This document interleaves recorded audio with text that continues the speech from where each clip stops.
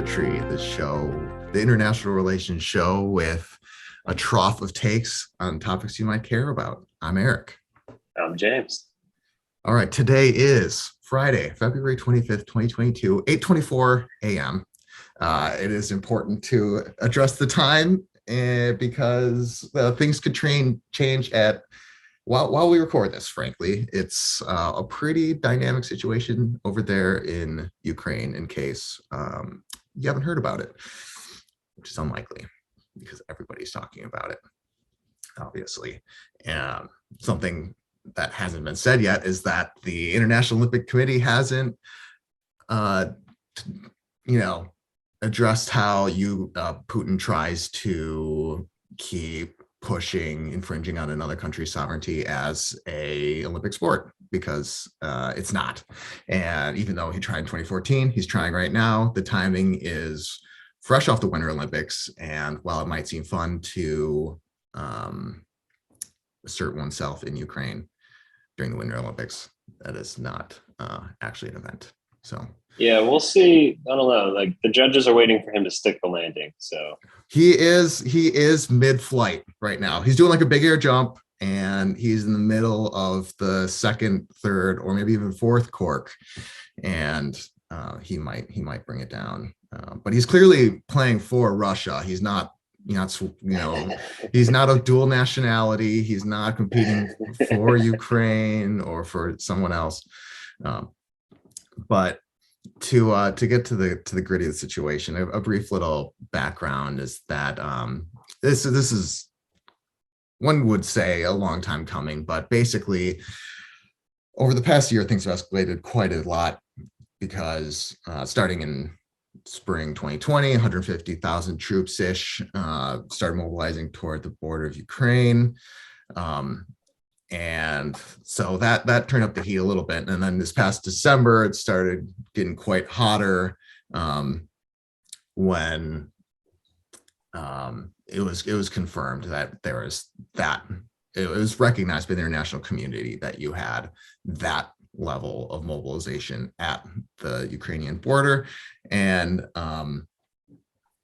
rhetoric has heated up in the time in between, basically culminating in February, where in January too, there are a bulk of diplomatic efforts by France, Turkey, you name it, you name the European leader, and they tried to intervene in some way and bring people together and tone things down, and clearly that did not stop anything here, because we are in kind of worst case scenario, and for Ukraine at least.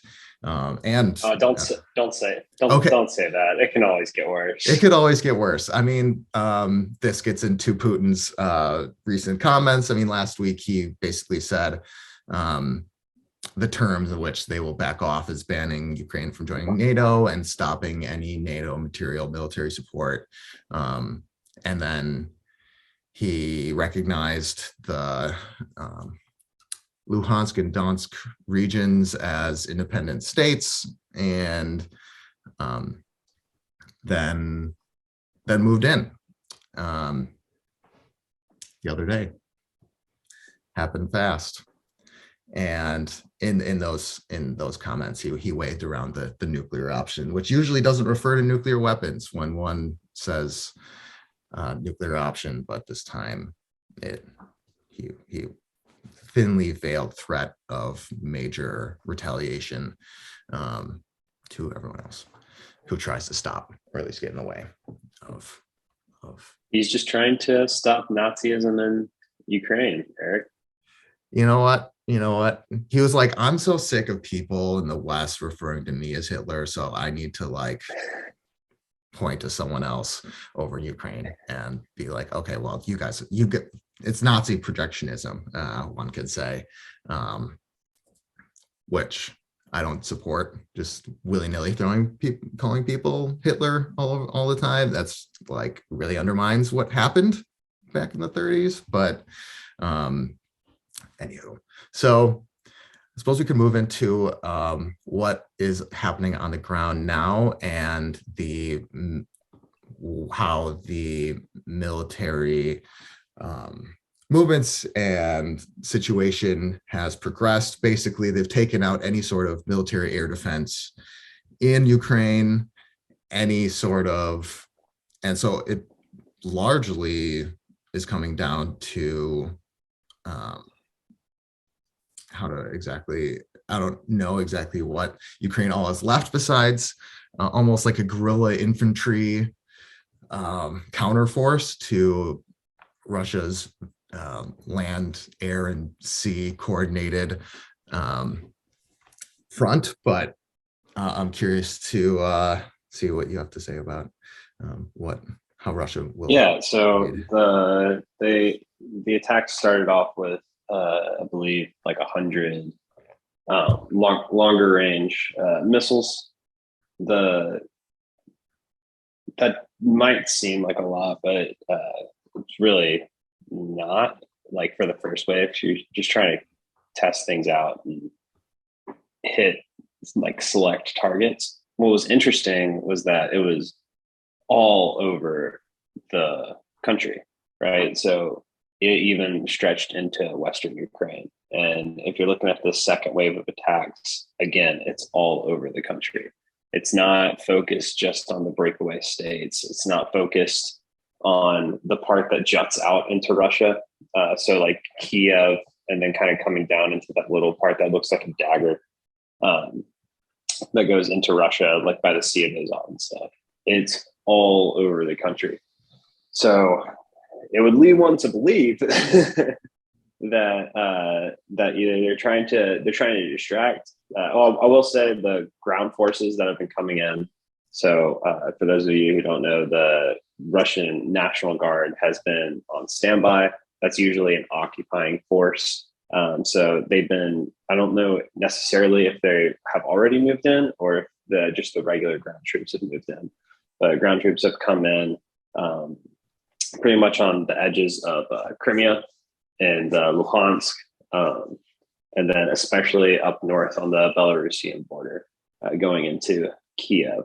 So at this moment, Russia hasn't taken the capital of Kiev yet. Zelensky is still safe.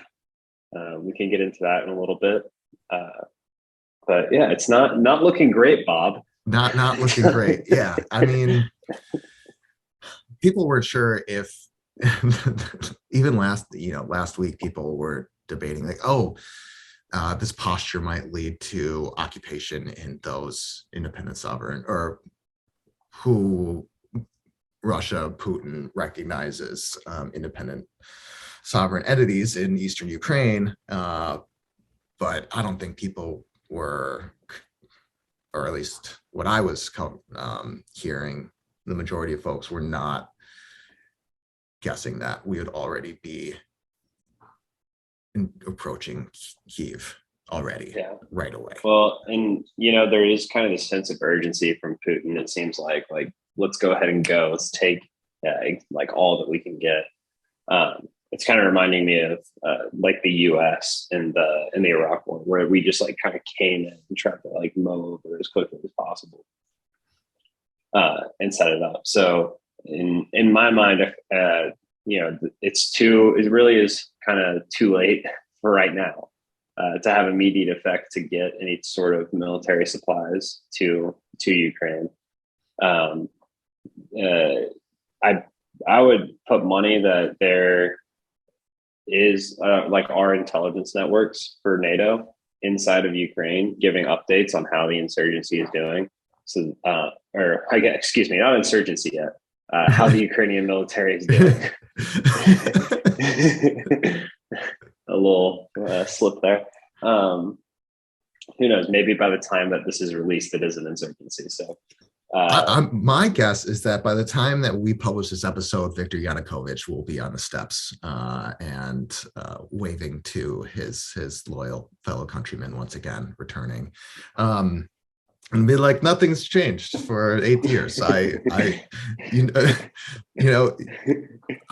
never even left. So yeah, it is pretty. Putin's just really trying to shore up that vacation home on Crimea. That's all.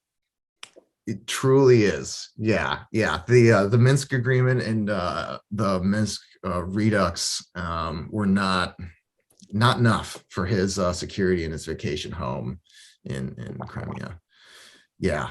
So there have been a wild amount of sanctions thrown out, and since that's basically the only lever that the rest of the world has right now to do anything without risking serious escalation of broadening the conflict beyond the borders of Ukraine. Do we see almost like a Balkans 2.0 situation where NATO does an air campaign and involved itself in that capacity, and there's actual direct involvement? Because obviously, well, maybe it's not obvious to some people, but sanctions, can not necessarily deter efforts of a very determined regime, as we found. I mean, Iran has been able to, still exist in its capacity despite sanctions for quite some time. So if the rest of the world actually wants to stop Russia from what they're doing, it will take direct military conflict. Yeah, exactly. And that's the thing. Is Ukraine worth fighting a war over? No. That's what NATO is saying right now. No. Is it worth like very tough sanctions and then funneling like money and trying to figure out, all right, like we're pretty much giving Putin Ukraine at this point. Let's try and start like an insurgency. Yeah, okay, maybe it's worth doing that. But fighting a war over Ukraine, no. I mean, they're not in NATO. So you're gonna tell all politics is local. You're gonna tell your citizenry, okay, we're gonna go fight over this country that wouldn't even have our backs by agreement if we were attacked. Yep. You also gotta you have other NATO like allies in on the Ukrainian border, so Poland and Romania. So you need to like make sure that I don't want like you're kind of saving your powder in a second, Estonia, Lithuania, Latvia, I believe they were all former Soviet republics that are now in NATO. So you kind of want to like you don't want to blow your load on Ukraine, But at the same time, that only belongs on the sketchiest sites. At the same time, like Putin is kind of going to be able to do what he wants. The toughest economic sanctions you can throw at him, like the very toughest, would be cutting him out of SWIFT, probably the financial communication system, which would pretty much just it wouldn't allow Russia to bring in any money that it makes abroad, including like oil and gas. And Putin, this was brought up briefly in 2014. And Putin immediately said that would be an act of war on Russia. So pretty much that would be like the same as like when the U.S. just had the oil embargo against Japan right before Pearl Harbor. It would be very similar. It would be in a very similar vein. So they're probably not going to go that far. But the economic sanctions they're putting forward are supposed to cut down. I mean, at this point, the specific ones haven't been announced, but they're supposed to cut down Russian GDP by another 2 to 3% in the long term. Like, yeah. That kind of gets into how this quote unquote ends. And the Russian domestic political situation is one of the ways that this whole situation could end, is that the folks with some access to power, like, you know what, we're not a fan of what Putin's doing.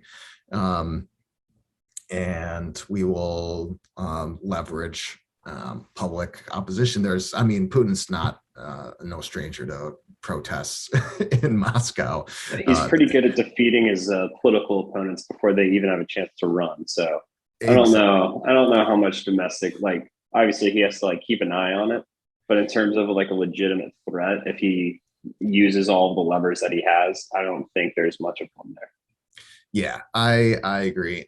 Basically, I wanted to get that option out of the way because it was the most unlikely.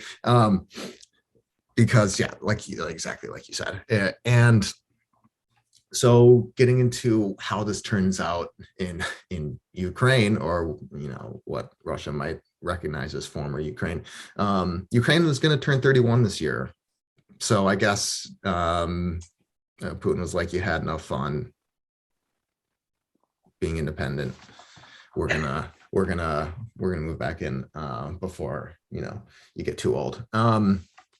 So can this break up into, well, I mean, some have speculated that it could be like a West Ukraine and East Ukraine kind of situation, and how it actually all plays out, based on military action next into Kiev that will be happening very soon.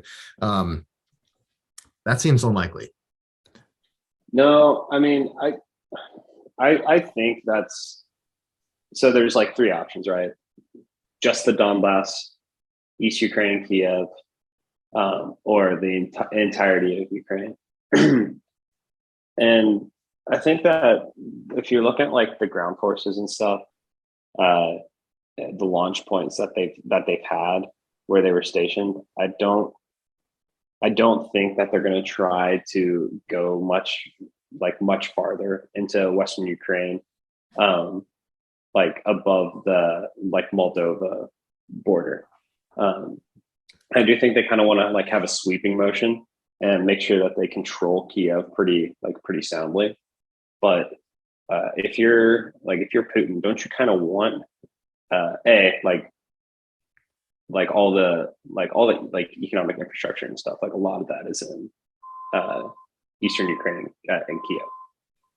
Also, don't you want a little bit of a buffer state between you and the other NATO allies to kind of do whatever you want? And now the downside to this is that you're giving,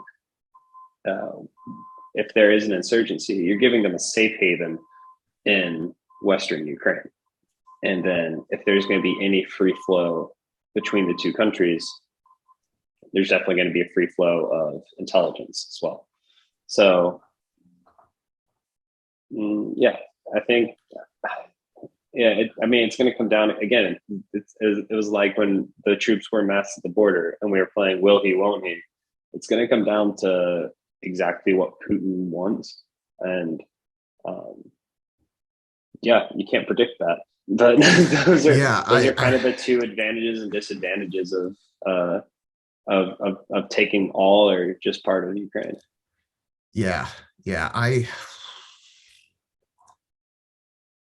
So from a perspective of looking at what Russia will recognize, of course, the rest of the world won't recognize all the things that are happening, won't agree on all the things that are happening, and what new political borders,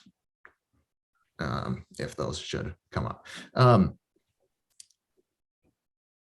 I think that the most now that this has started,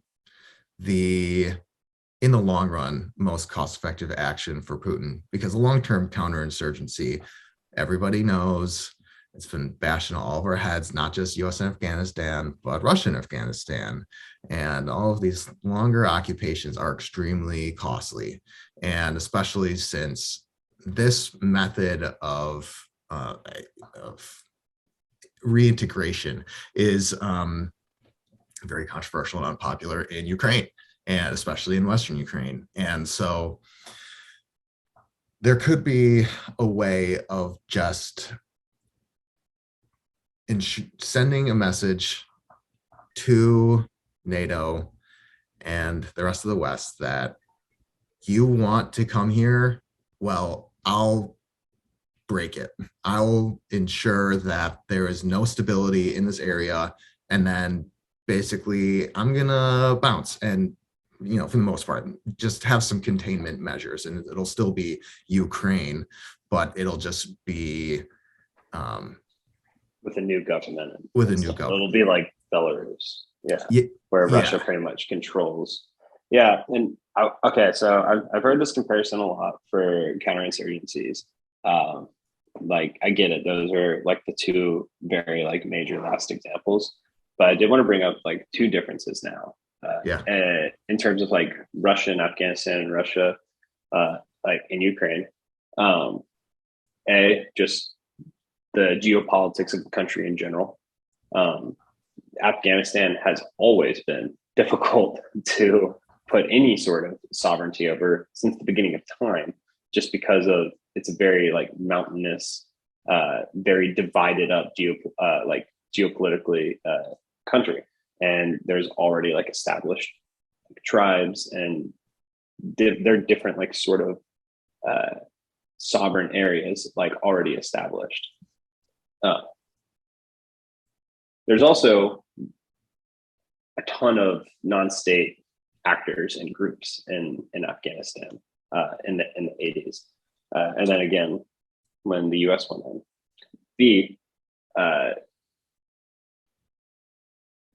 authoritarian regimes do not have to care about a lot of the things that democratic regimes have to care about when it comes to dealing with any sort of terrorism and an insurgency. Do you like do you think Putin, if he wants to make his own, which he probably has already, do you think he wants to, if he wants to make his own Guantanamo Bay and put whoever he wants in there from Ukraine, he's going to do it. If he wants to get a list of Ukrainian political leaders and officials and pretty much just take them out, yeah, the international community will be like, this is a war crime. But he can do that and be fine in Russia. The technology is completely different as well. When you're talking more about cities, like controlling that and getting the insurgency out, and a Ukraine which already has like a lot of security like, infrastructure, just in terms of cameras and stuff. And then Russia can kind of bring in their own internal security systems that they use at home into Ukraine. It makes insurgencies a lot more difficult. And the last thing I'm going to say is that it'll be interesting to see if China offers any internal security systems. We know they've offered these to other countries before, especially in Africa, as part of economic and infrastructure deals, as part of the One Belt, One Road. So it'll be interesting to see if China offers that to Russia to use in Ukraine. And maybe it's like a testing ground for them. But I just wanted to, I've been hearing that comparison a lot. So I just wanted to get that off my chest. Yeah. And that's kind of why I wanted to say it is there's kind of like, and this happens, of course, all the time with, especially Americans, we're over here on our own. We see things through our own lens. A lot of people do. And this kind of gets into what we'll talk about in a minute about, Ukraine kind of just being very unlucky geographically, and if they have any real free will. So the China factor is important too, but and we'll talk about that later as it ties. There's an potential analogous situation over there in the coming years. But yeah, I mean, Ukraine is a field. It does not have mountains. There are some mountains, but it's not like Afghanistan level. So you mentioned Moldova. So if Ukraine were to be, there are some people that, and I think we're addressing there's so many different theories going on, and there are a lot of, especially imperialistic theories coming out of American pundits that, Putin's trying to recreate the USSR. And so does that include Moldova? Does he, if he were to declare Ukraine as, the next or part of Russia again, will he go to such lengths in a place like Moldova that's been talked about as another area that has that is significant because it's a previous Soviet satellite state. Yeah, I think it's, as this goes along, we'll figure out what Putin's aims are. Sometimes I feel that Putin doesn't have an overall plan just yet. I think he kind of moves, and then if there's an opportunity, he'll go there. It's very much, as the Chinese would say, crossing the river by stepping on one stone at a time. So it'll be, and that makes it more difficult for NATO partners to form a strategy to contain all of this. Because if you're like, okay, it's like whack-a-mole. If we plug up this, and this hole, well, Putin's just going to say, yeah, but that one's open, and he's going to go take it. So I don't know. I'm done predicting, man. Yeah, yeah. I didn't like. I thought, honest to God, I thought that he was going to like go and shore up everything from like by the separatists.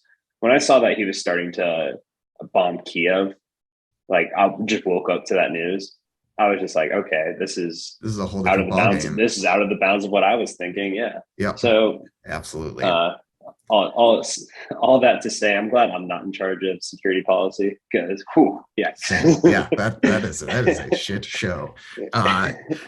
I guess to quickly answer my own question is, I think that Putin likes to have puppet regimes that aren't part of Russia as the de facto border between, or buffer between, Europe and Russia.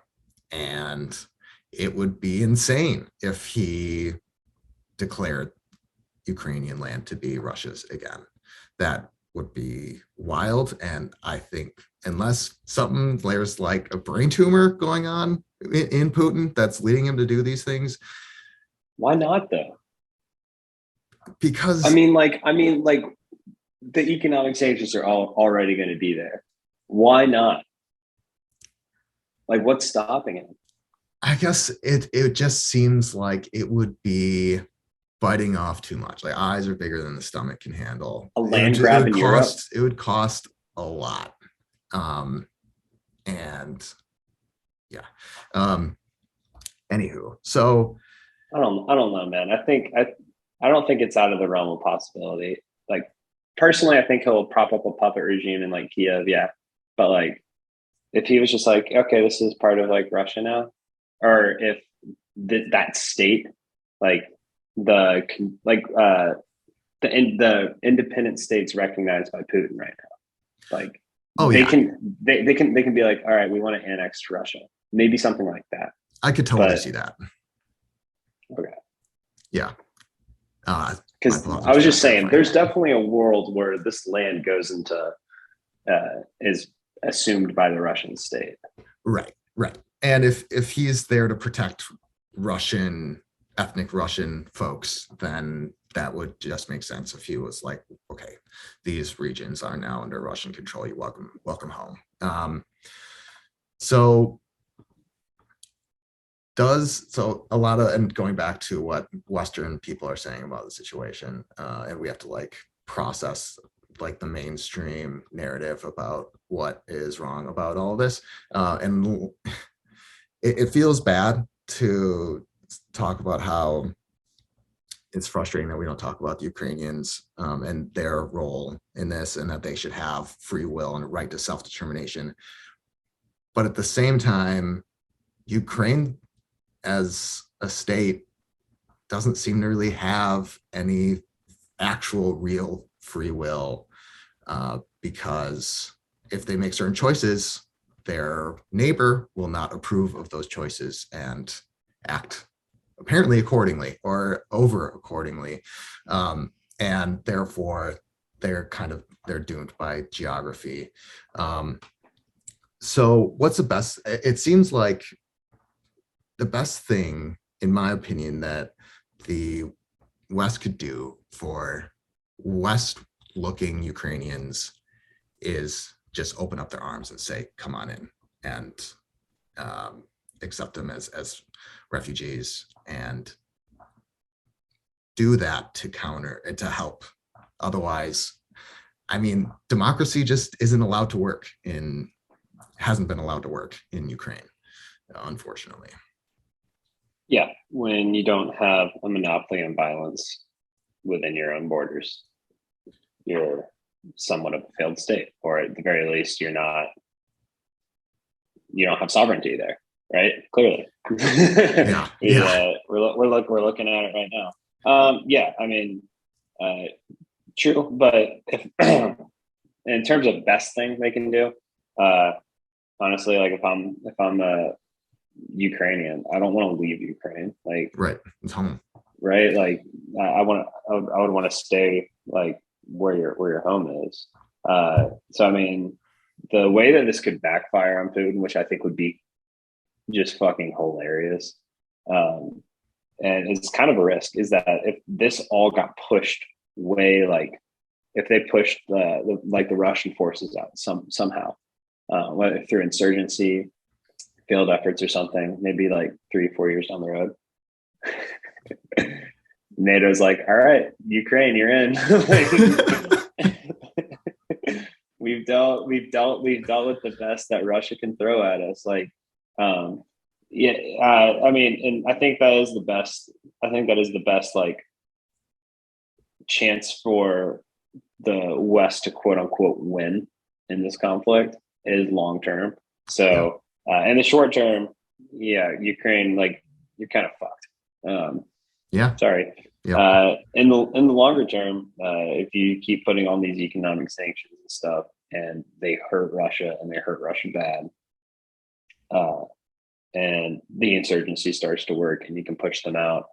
You can push them out for quote unquote good if you want to. Russia so far has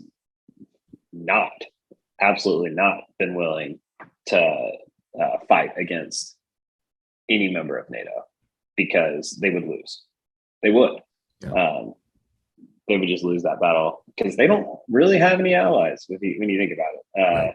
And is China really going to step up? That can match 30. No, I mean, everyone loves to talk about the Russia-China like alliance. It's very much like a U.S. view, because you see them as the two bad guys teaming up. Yep. Like, okay, all right, guys. But yeah, I think the long-term view of that. What I want to get your thoughts on are retaliation and escalation. So as we put on these economic sanctions, Putin was saying that pretty much like options are on the table. I can't remember the exact wording, but he said you'll face repercussions if you like put on too much economic sanctions that the world has never seen before. So obviously there's going to be some economic sanctions that Russia places on the West. And there's also going to be cyber attacks. So that's what really has me worried, is the escalation from this point.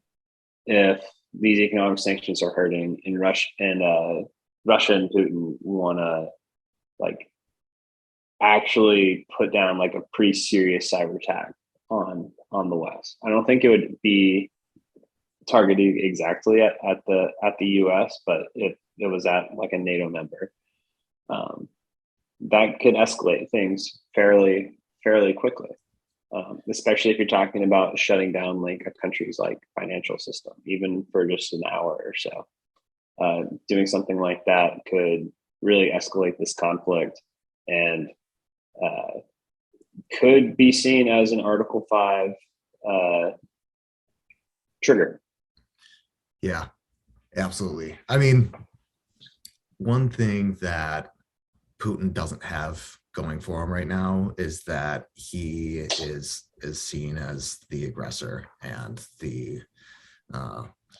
as the one that's doing the provocation. The retaliation by NATO would be more politically justifiable. I think that's part of the reason why he's going so hard so fast and has such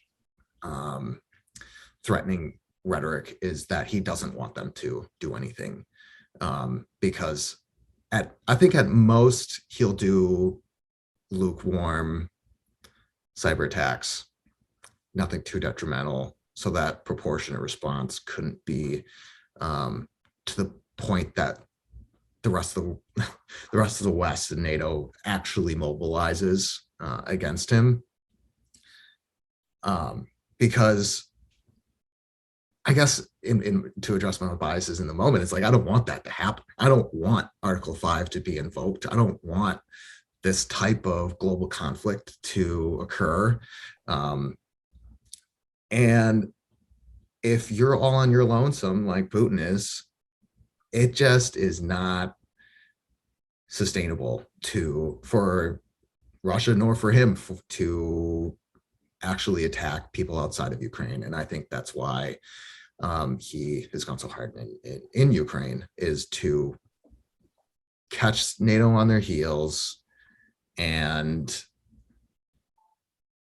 you know, we'll talk about how I was wrong a month ago, but soon. But to put myself in Putin's shoes, it's to risk where the only retaliation that you can do to the West retaliation is major cyber attacks, and of course people floating around the thinly veiled threat of a nuclear attack.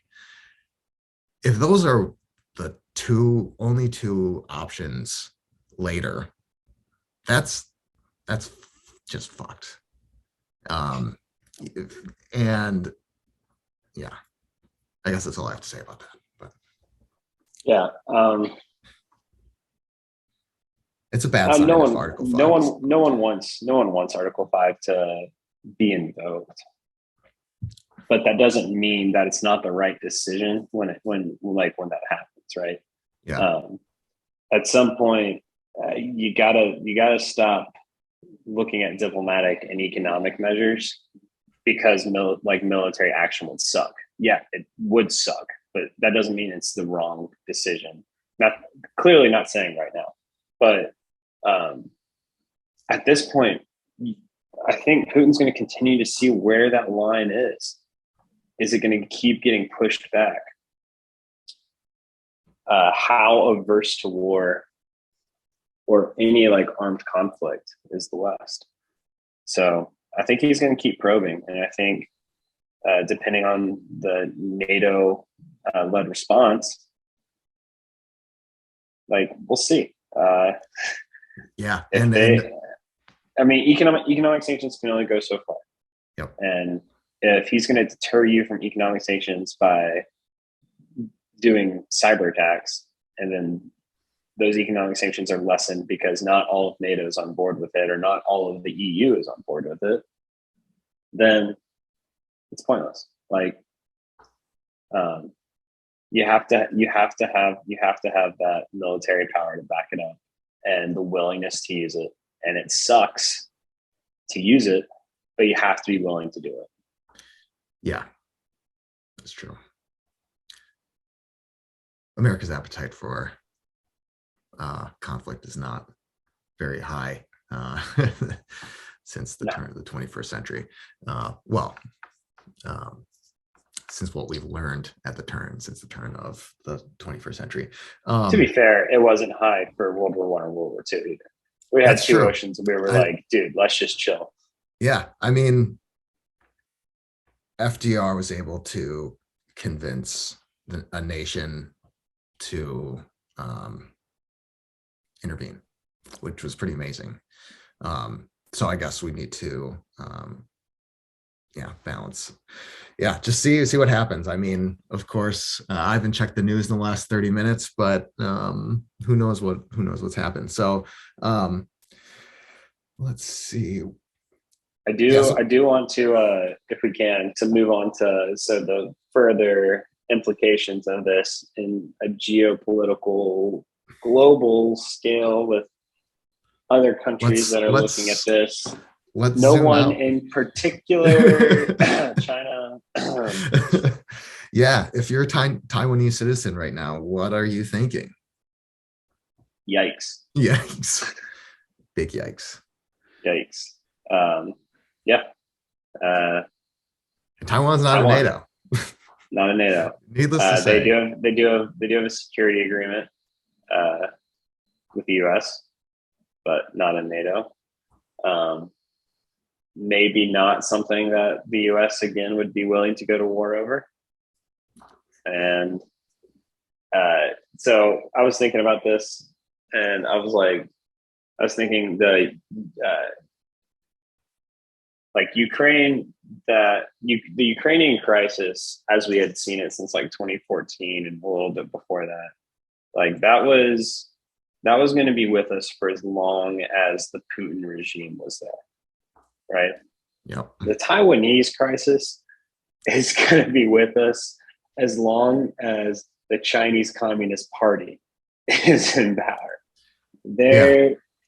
There, which might be the rest of our lives. So we're betting against time on this one, in terms of us, in terms of the West wanting to see Taiwan like continue this muddled independent. I mean, it really is an independent state. It has its own government. It has its own military.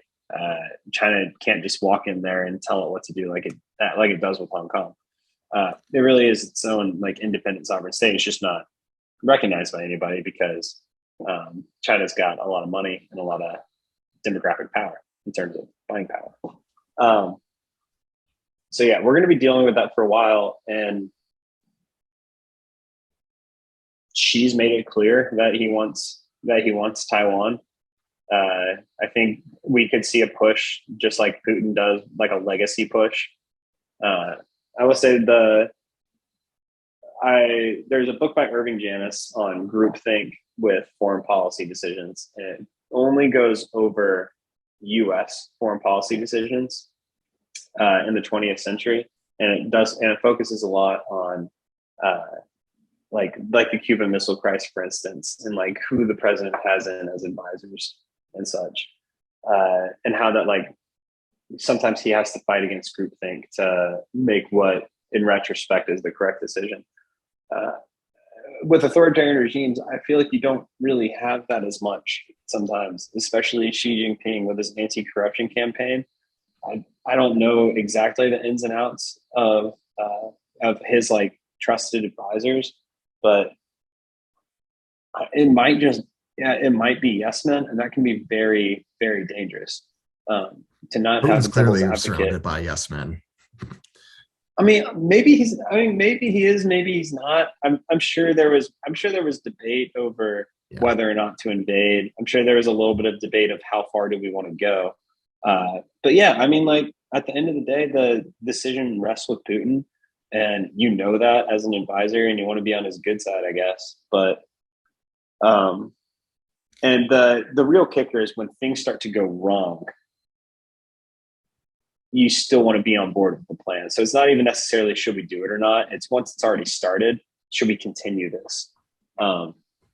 So I think that we could very much see something like this while Xi Jinping is still in power with China and Taiwan.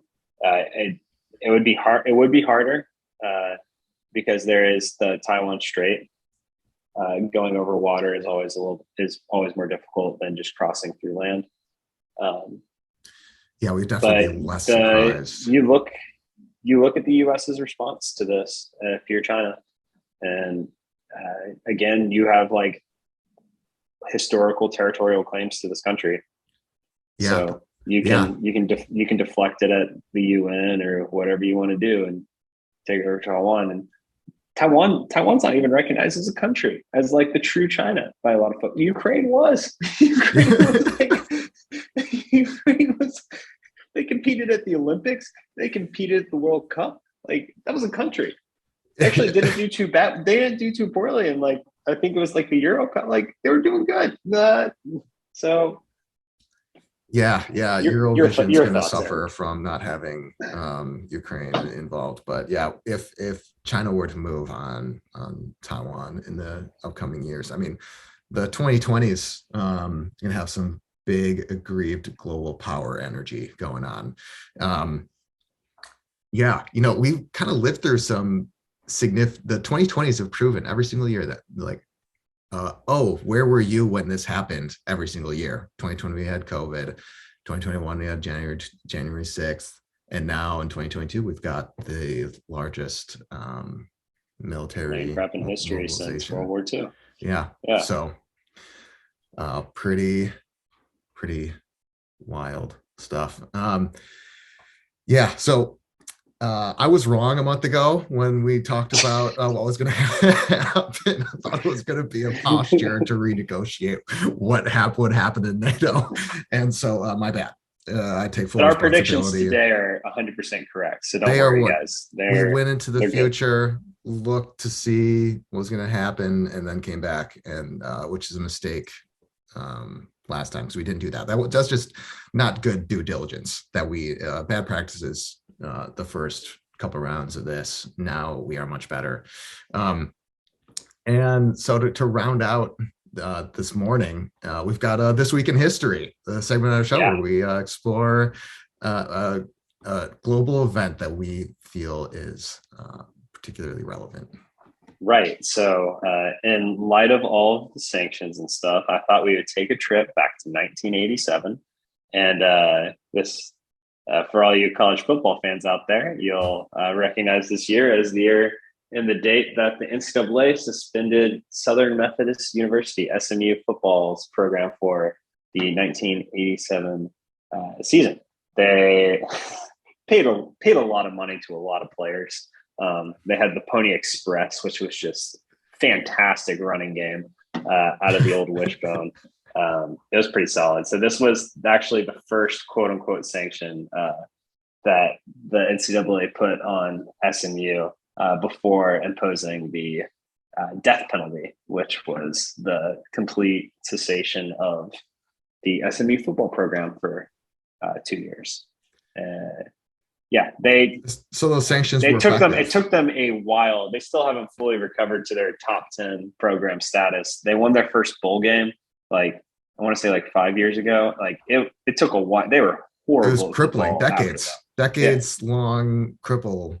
After those sanctions. So the death penalty hasn't been imposed since. So I don't know what this means for Ukraine, but there's something there. There's got to be something there. Yeah. Oh, beautiful. Thank you very much, Eric. I don't know where we're going to be in terms of all of this a week from now or even a day from now, but it was fun to explore. It's fun to explore. We'll keep our eye on this for our loyal listeners. Exactly. I'm sure our loyal listeners will also keep their eye on it. So yeah, it's not very often in one's lifetime do they get to comment on a podcast about sovereign infringement and military action. And we're not grateful to do it, but it's a responsibility that we don't take lightly. So thank you all for listening. For credits rolling, we've got us two and our lovely sponsor, Hams. Oh God, fantastic. Do you need something to get you through filing your taxes and also just to drown your despair about how global liberalism truly is suffering? Hams. It's the clear thing to do and grab off the shelf. And really helpful for doing your taxes, I will say. It won't be hit by sanctions like your lovely avocados from Mexico. So it is sanction free. It is sanction free, and therefore it is a fair price. Thank you very much for listening. Oh, just on a legal note, they're not actually our sponsor, but we do love Hams. We do love Hams dearly. We would accept them as a sponsor. Thank you for coming in there. Our legal team covering, our legal correspondent covering that. See you all next week potentially. See how Ukraine